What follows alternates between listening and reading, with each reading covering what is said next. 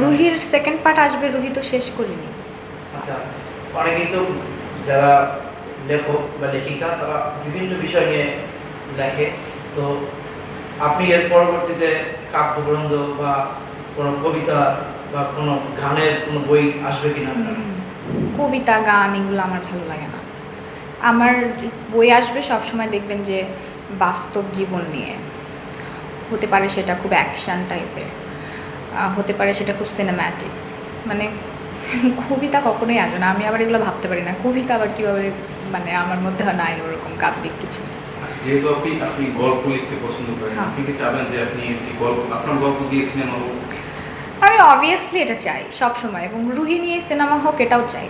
কারণ এখানে যে পরিমাণের অ্যাকশন আছে, যে পরিমাণের মিথ আছে, যে পরিমাণের ক্যারেক্টার ভাঙা যাবে, একটা ক্যারেক্টারকে কত রকমভাবে ভাঙতে পারি আমরা, হ্যাঁ, এই সমস্ত কিছু ওই বইটার মধ্যে যারা আসলে পড়েছে তারাই বলতে পারবে আসলে বইটার মধ্যে কী আছে। তো এটা সিনেমা হোক, এটা আমি চাই, সবসময় চাই।